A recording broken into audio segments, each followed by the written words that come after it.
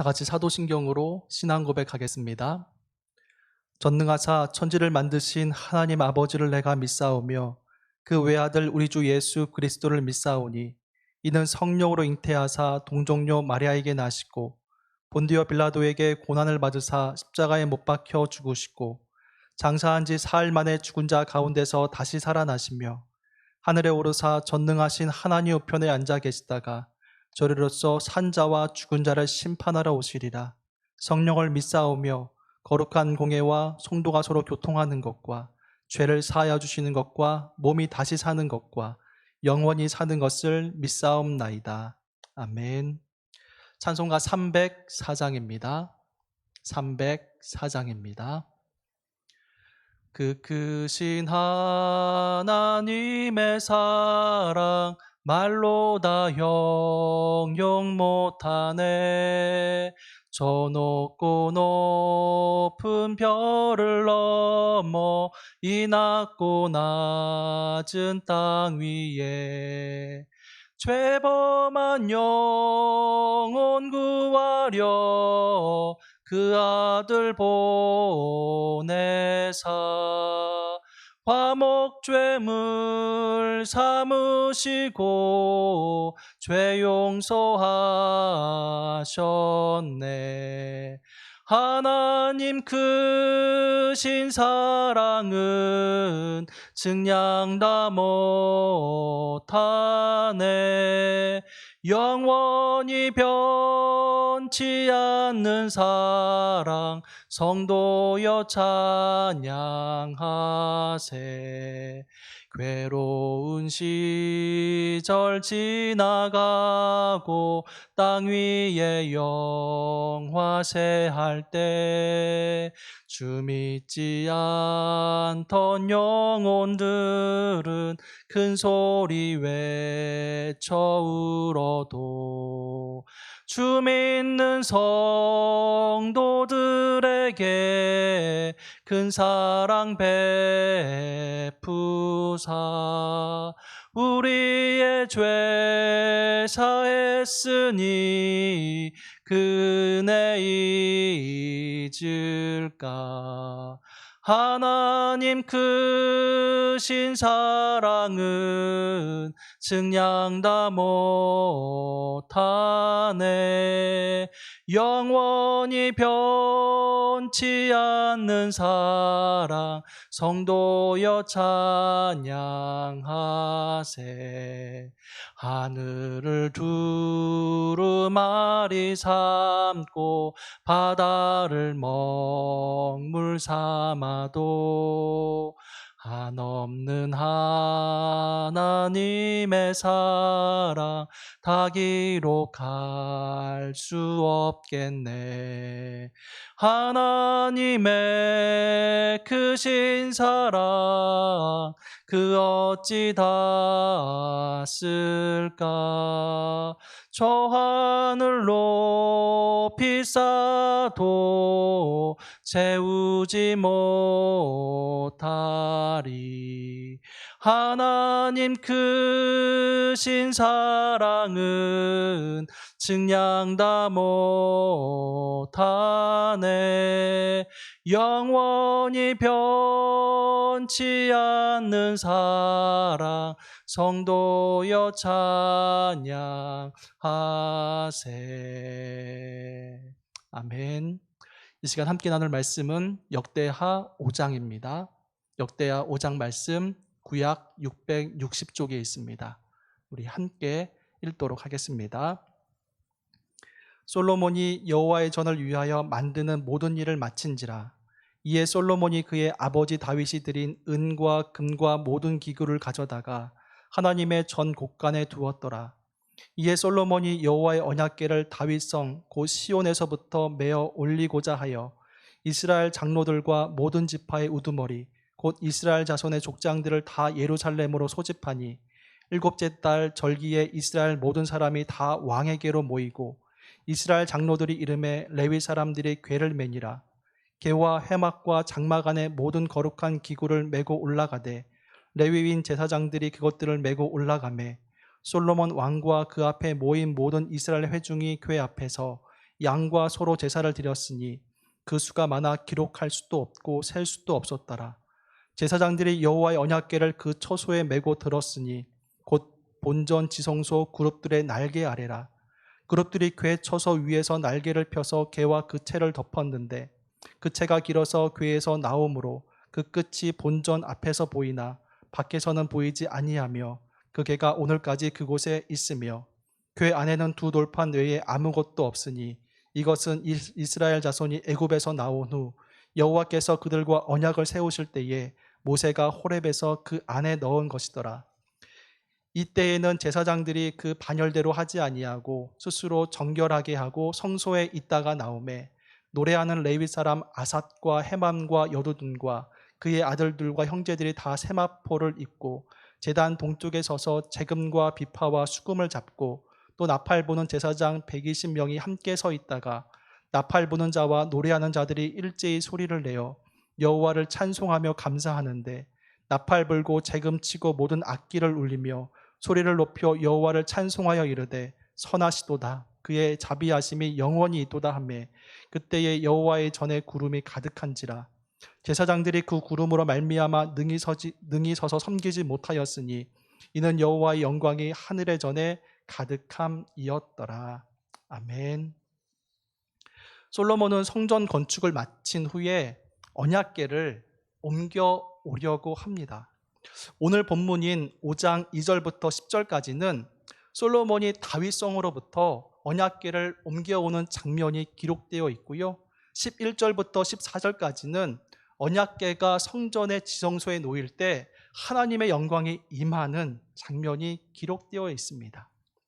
솔로몬은 성전 건축을 마친 후에 이스라엘 장로들과 각 지파의 족장들을 소집하고 레위 사람들로 하여금 언약궤와 모든 기구를 메고 성전으로 올라가게 했습니다.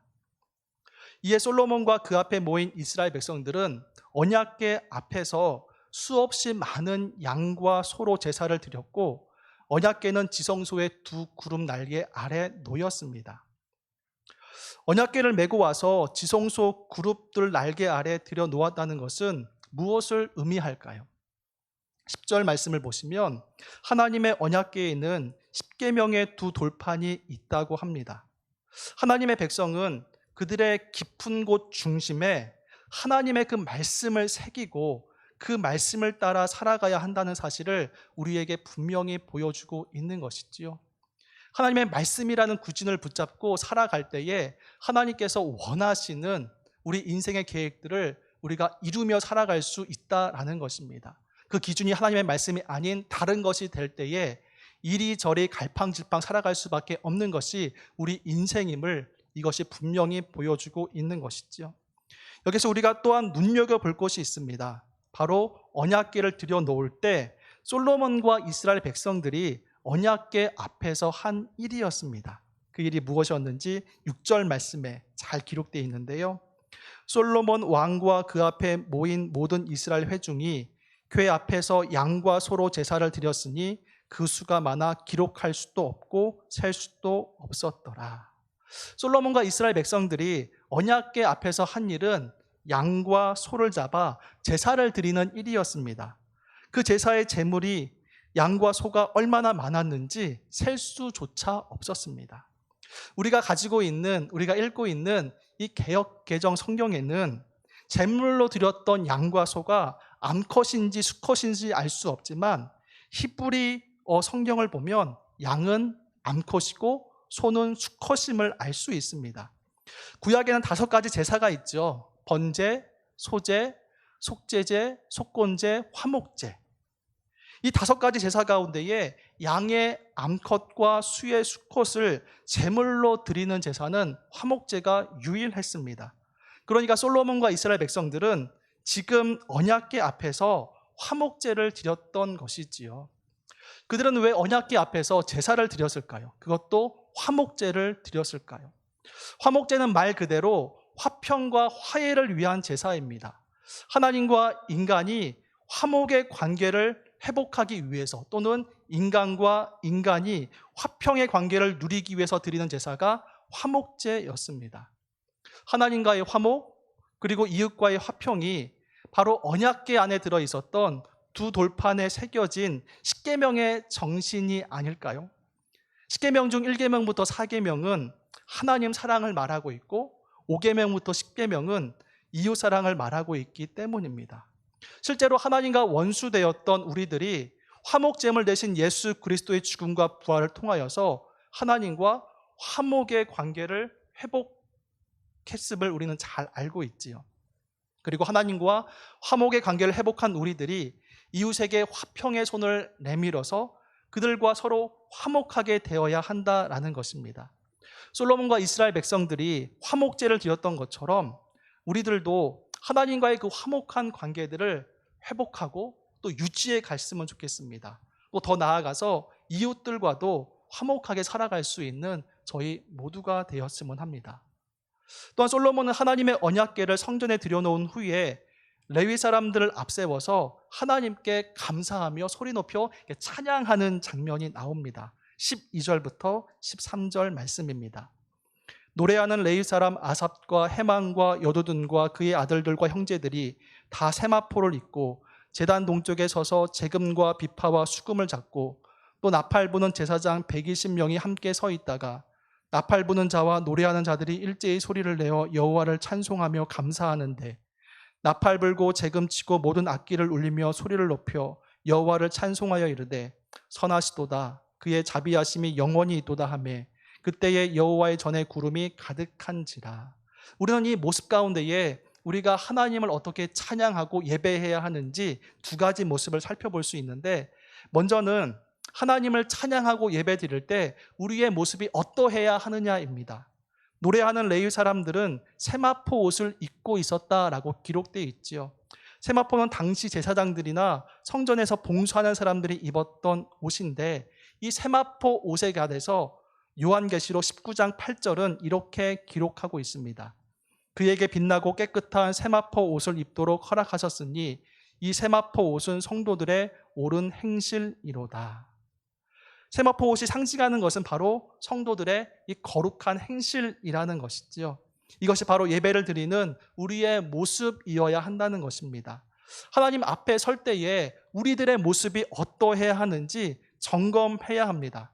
만약에 우리 안에 세상의 것들로 가득 차 있다면 우리는 결코 진정한 예배를 드릴 수 없기 때문이죠. 예수님은 산상수훈에서 마음이 청결한 자가 하나님을 볼 수 있는 복을 누린다라고 말씀하셨습니다.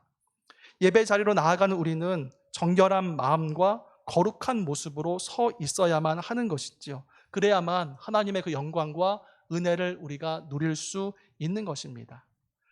다음에 예배를 드릴 때 우리는 무엇을 찬양하고 고백해야 하는지에 관한 것입니다. 나팔 부는 자들과 노래하는 자들이 찬양했던 이유는 하나님의 선하심과 자비하심이었습니다.